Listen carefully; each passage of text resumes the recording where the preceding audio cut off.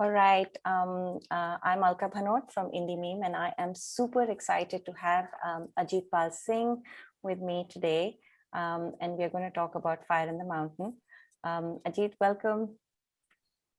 Uh, Thank you, Alka. Thank you for uh, choosing the film for the screening and inviting me for this Q&A. So before we begin, I want to let everyone know the reason of my this broken radio voice. So I had this thyroid cancer, uh, which was detected in February this year, and then I went through the surgery, successful surgery. So it's out of my system, but my voice will take some more time to get normal. Yeah.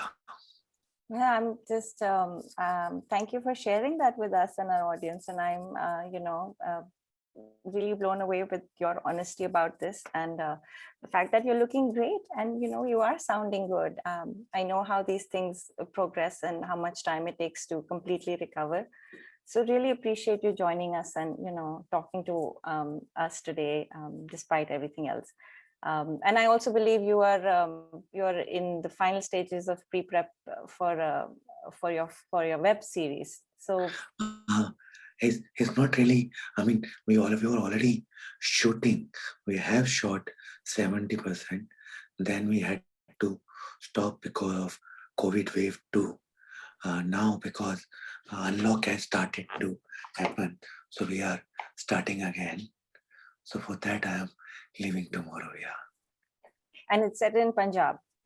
it's set in Punjab. Yeah. Excellent. Okay, so we will circle back to that, but let's jump into Fire in the Mountain. And congratulations for an absolutely fantastic film. Our team loved it. We all connected with the film and the storyline. And while it's set in Uttarakhand, I think that story is it's very easily set anywhere. I mean, the way you've shot it comes with all the nuances and of the region, but the basic storyline could be set anywhere. And by that, I mean anywhere in the world, not necessarily even in Yeah. India. So, Yeah. let's start with your idea for the story. I believe it's set in a very personal, experience. So would you please share that? Yeah. I mean, so that was the year when I lost my cousin sister, Amarjit Kaur, because her husband uh, didn't take her to the hospital, thinking she's possessed by a ghost. And uh, so it was like suddenly, like you wake up and she's gone, and because he believed in not in medical science but something else, and and she was the first graduate from my father's side of the family, so she inspired many of us to pursue studies. uh, so I knew this much, that she would not have made that choice of going to a tantric for a shamanic ritual. uh, so somebody else made that choice for her, and that kind of made me start thinking about uh, why women are not allowed to be equal part of making bigger decisions in our society. Of course, it also starts at home. So I noticed my mother was also not really allowed, even though she's somebody who is very strong, and that's why you have Chandra in Fire in the Mountain. That's like my mom, actually. She fought for what belonged to her. Uh, but also, I started observing uh, myself, and myself, especially in relation to my wife and my mother and my sister. And I also realized that even though um, I, I think I'm well read and I respect women, I also have biases. And one of them was whenever a woman, whether it's my sister or mother or my wife, uh, gave me an advice, I would not take it. It was just like discard it. Uh, and if the same advice came from a male member. I'm like, yeah, you make sense. And so I started watching, noticing these so many things that we do, not even knowing, you know, and that's where I realized that I cannot blame my brother-in-law. It's we all uh, accept certain behavior as normal behavior. You know, so so uh, if when I create Dharam in the film, I didn't wanted to create him a black and white character. He believes what he says because he is made to believe it.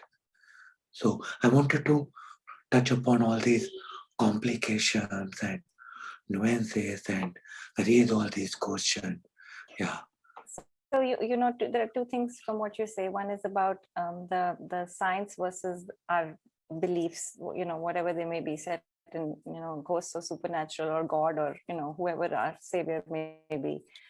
yeah, And even it's funny, but even today we seem to be dealing with all of that. Like in the world, the current pandemic world we are in, it's almost like we again have those two divisions of people who believe in science and then the ones who don't. yeah. So it's interesting how you decided to pick up on that theme, in a different context medically, but and so applicable, and really the same thing is happening. And the other thing about the role of women, which has changed and yet not, Yeah, maybe some time ago you would have the same characters set up in the same setup, but they would not be bold enough to go down the path Chandra did, but in your film she does. So there's yeah, that transition that you're showing. um, so my question is that we've been watching movies for a while now which are showing this emerging India or India in transition, and it seems like that transition is still continuing 20 years later. We have Satyajit films which kind of touched on it, and okay, it's not 20, more than 20 years later. So what did you feel when you were writing this, about how did your film push the boundaries more? uh, so uh, what India is, uh, see, I mean, uh, the idea came from my sister and that thing that made me think. But when I went for research, okay, and I spent, I think, almost 5 months doing the research in different part of Uttarakhand, and and I came across so many stories of such strong belief in Jagar. Uh, for example, I remember meeting one of my uncle who told me that he had a driver and the driver had diabetes, and uncle told him to, and he was driving one day and his finger just snapped because of diabetes. So uncle gave him 50,000 rupees and called a doctor and told him to go to the doctor. But he went and did the ceremony in his village and he died. Wow, oh Okay. my God. Yeah. Yeah. And uh, on the other hand, uh, my sister, she is married in a very small town. My real sister in Punjab, and uh, she studied only till 8th standard, uh, and now she has a daughter, uh, and she just turned 16, and she dreams of becoming an air hostess. And my brother-in-law has saved money to help her in the education, you know, and despite being from a very small place and not really studying so much, he doesn't care about whether his daughter or son. He has saved equal amount for both of them, and she probably wants to be a air hostess, but when she goes to university, she may choose to become something else. So we have uh, these contradictions almost everywhere. And I personally believe, or I mean, uh, not really how to put it. uh, these rituals, whether it's Jagar in North, or whether it's there's many similar rituals in South India and in Japan, Korea, and I'm sure in Latin America also. So I don't think that these rituals are completely useless, you know. Uh, but what I believe, what not I believe. I'm a very scientific person, and I think sometimes we discard certain tradition and ritual because we can't find a, a scientific foundation for for those rituals. So, for example, Jagar, on which I have done quite a lot of research. So I don't think when when in Jagar a woman dances or even a man dances, like how Chandra dances in Fire in the Mountain, I don't think she's really possessed by goddesses or a spirit. What I think happens is that, especially in Indian context, I can talk, is that a woman marries and leaves her village, and she goes to another village, and she goes at the age of probably 18 to 30, and once you cross 20, 22, 24, you don't form very strong friendship, and the people with you have such a strong bond, you have left them behind. Now you're suddenly in this new village, and your tradition and society is such that you are not, uh, you can't express your anguish, your pain, you know, which your family and friend society might be giving you. And then you will get one day when it's allowed to express, you know. Yes, so it's almost like a abandonment of spirit at that point. So it's, Yeah, yes, yeah, yeah. So, true. and on top of that, you have this trance music. So you enter into this some other reality, and you express all the pain that you have been holding. So what I feel is that for uh, like these rituals can play the role of going to a counselor. Absolutely. It's giving you permission, right? It's kind of giving you that environment and permission to just be. And yes, so Yeah, yeah. But it can't cure cancer and diabetes. yes, And it and can't. that's where the uh, you know this blindness of people come, that they think it's okay not to take vaccine because I am taking some sort of herbal pill or some ritual or some goddesses is with me. No, that is not going to happen. Yeah, Very true, very true. And I'm so glad you spoke about the climax of the film, because that's a haunting scene, and that stays with you. That stays with you for so long. And I'm guessing all your research, of this ritual made you also feel like that was the only way for her, somebody who who we see is a very practical, strong woman, and then you see that and her family, I don't know how to say it, but maybe her family at the end feels like, oh, so she is she's closer to them, at least her husband feels, than he felt, right? Maybe all these years he didn't yeah, feel, she was on a different path than him. yeah, um, and then she wasn't. But tell me, your various filmmaking techniques have been inspired by many filmmakers. You're a self-taught filmmaker. You haven't really gone through any formal film school, except you've taught yourself through watching and reading, and so tell us a little bit. I was reading that you've been inspired by the Iranian filmmaker Asghar Farhadi, and then also Francis Truffaut. So tell us about how all of these influences shaped your first film. yeah, yeah. So I'll tell you something. Uh, my father ran a cinema hall for 2 years when I was uh, 8 or 9 years old, actually. in Batinda, Punjab. So he retired from the army, and then he uh, started farming in our ancestor village. He was a soldier. Uh, then we started farming, but there was no school in our village in Punjab.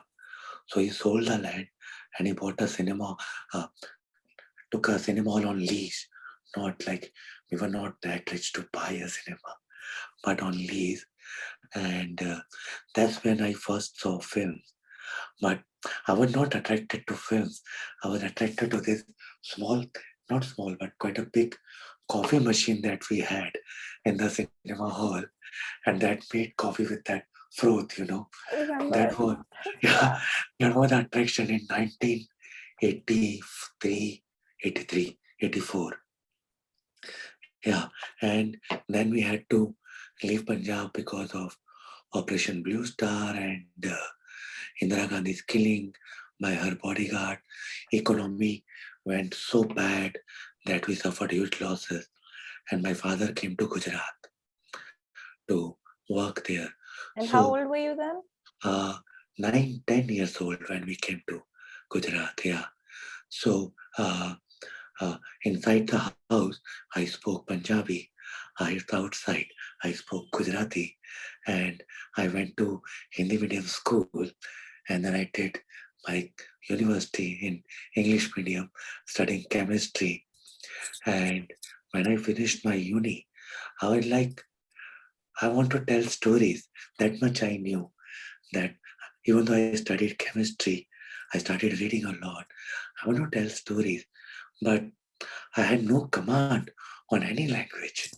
Like I could speak Punjabi, Gujarati, Hindi, English, but none of them in a way that can enable you to write good stories. So I struggled in Gujarati, I struggled in Hindi, and I struggled in English, and then I gave up writing, and I started doing random things like theater and animation and this kind of thing. And then I saw 400 floors. So before that, my exposure was only Bollywood. But I was a very avid reader of literature.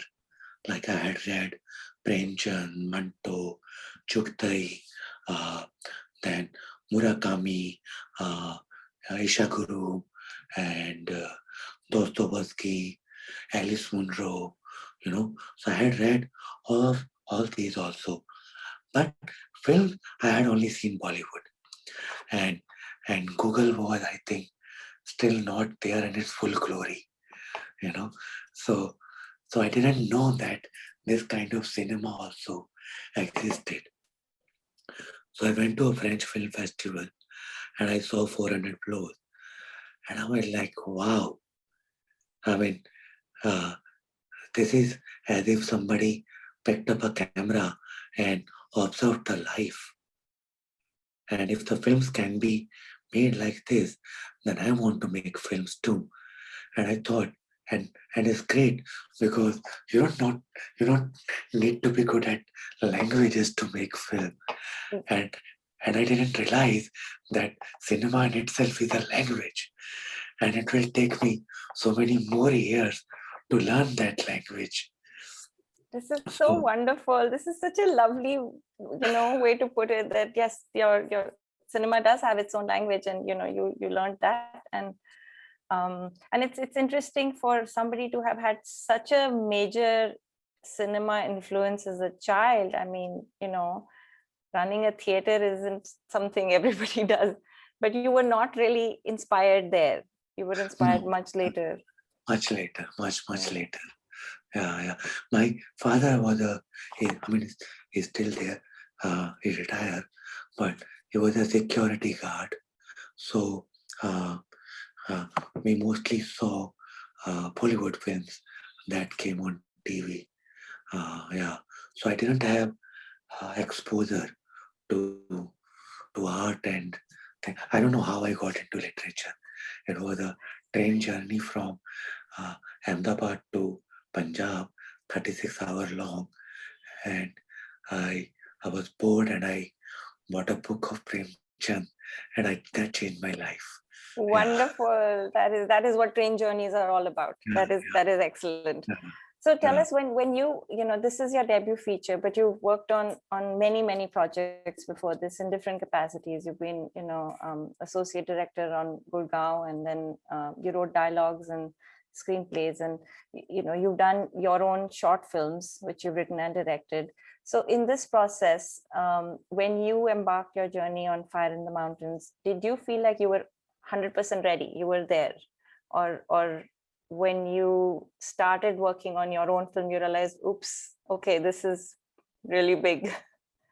Yeah, I think uh, uh, I can't really speak out for everybody, but I think most of us are not ready to take that step. It's a huge thing, and you don't realize till the time you don't start, till the time you don't make one, that how big it is to make a feature film.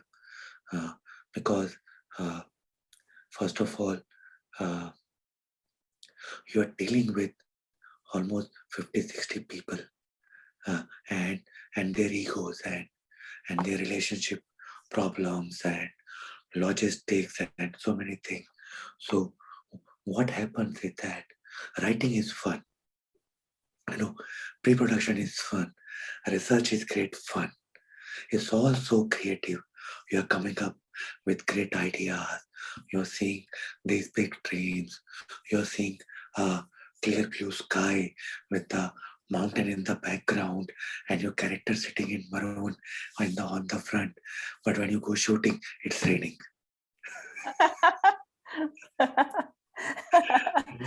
You know, and, Yeah. and you don't have lights, and your DOP's tooth is hurting, and there is no hospital in the city. So your creativity, uh, you have to leave it aside, and suddenly you have to become an engineer. The And troubleshooter. yes, yes, and that's why some people never make their first feature film, because they don't realize that it's not a creatively fulfilling job. It's a hardcore uh, work, uh, almost the work of uh, uh, engineer who is in a tunnel, you know, and if you won't do it properly, the tunnel can collapse. Yeah. So it's Yeah. heavy. It is. It's not easy. It's not for the faint of the heart, for sure. So tell Uh, us about your collaboration with your cinematographer, Dominique Collin. I believe uh, you had some very interesting lighting, that you both agreed to do for the film. So share with us that. And I'm sure you had lots of challenges in that respect to keeping your location in mind. yeah. So Dominic, you were not originally shooting the film. There was another cinematographer, but somehow it didn't work out. And then it was like, I think we were around a month away from shooting date, and we were going crazy. Like, okay, whom to approach now? And he's married to a very good friend of mine, Parul Sond, and Parul herself is a very good production designer. And she had read the screenplay, and she was like, uh, why don't you approach him? And I said, like, why would he say no? Say yes. And she said, at least ask him, na? So we sent him the screenplay, and he loved it, and he came on board. And our first conversation was about, he asked me if there is any film in my mind, and I didn't have any film in my mind, but what I had in my mind was that I wanted the viewer to experience the film as if they are sitting next to Chandra. And I was clear that we are not making a film about Himalayas. We are making a film about a family that lives in an Himalayan village. And he was okay. Uh, watch Fish Tank by Andrea Arnold. And I had seen that film, And I said, yeah, that's a That's the great one. reference. Yeah. And we started working. Then on the first day of the shoot, uh, he had tooth pain, a very serious one, and we didn't have a dentist. Oh gosh. So we had to shoot, but he had to leave in a car 7 hour one way to to go to a dentist. So we shot first day with the assistant cinematographer, and we didn't have lights because our truck that was bringing the light uh, on the road, there was a landslide, so the road ahead of the truck vanished.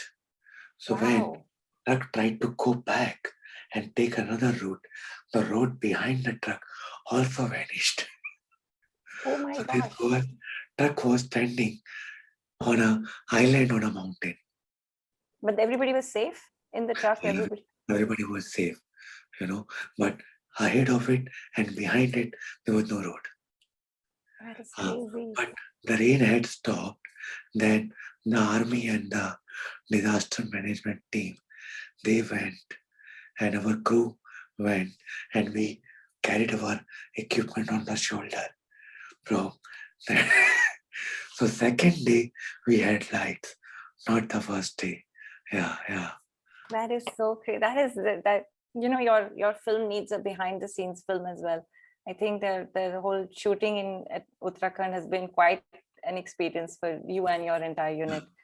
Um, and tell us, you have some of your cast is local and is from Uttarakhand, and but your lead actress Vinamrita Rai, no, is that right? Vinamrita, Yeah. yeah, she's from Delhi and she's a trained actor. She's not really a trained actress. She's from Delhi, but she lives in New York now. So she's not a trained actress, but we had worked together before on a short film. And uh, uh, so the way we work, it just goes so well with Vinamrita, you know. She also works with the same. So the way I like to work is, of course, with the permission of the actors, is to talk about uh, the the source of the story that I'm telling, from where it is coming, and and I open up that, you know, this is coming from my own life, uh, this fight or this kind of emotional violence I have done myself or my father has done, and this kind of manipulation are coming from there, you know. And if you have personal experiences that that you connect with the story, uh, please share with me if you're okay with it, you know. And she's somebody who opens up. Then what happened on the set? Sometime after the rehearsal also, the scene doesn't work, you know. And then I sometimes remember, oh yeah, she had something like that. And I just go and I remind them, remember something like that happened to you. And most of the time the actor change because they suddenly have a real connection to the event. That's also such a unique collaborative process of working with your actors. So that's really interesting. So you knew Vinamrita, you'd work with her. Tell us about Chandan, Peshtan, and the children and the aunt, um, the other Yeah, supporting yeah, cast. yeah. So Chandan is from NST and is also from the mountain from Uttarakhand. So uh, uh, so when we did audition, uh, all I had to see was that I get what he's trying to do, and he can change his performance if I change the direction, and that is very important. You know, sometimes uh, you talk to the actors and they keep doing what they are doing. Uh, they don't change. You know, so with Chandan that was there. But working with Chandan was very, very different from working with Venamartha. And that's something also that you need to learn as director. So Chandan doesn't really open up, and he's not somebody to whom you can go and tell something in the ear and his performance would change. So with Chandan, I realized the best way to work with him is to confuse him too much. Yes, every actor has their styles as well. Yeah, yeah. Funny. So when you confuse him a lot, he starts depending on the other actors to understand what is going on, and that is life. That is exactly how we operate in life. That's No. true. That's fun. So I do want to ask you, your film debut had a debut at Sundance, and that is just like a dream come true for most filmmakers, as I'm sure it was for you. But we're in a virtual world, and how did you feel about that, and how did it go? And from your point of view, how important is it for filmmakers? How important are these international film festivals, for independent filmmakers like yourself? Very important. I mean, without these festivals, there is no independent cinema.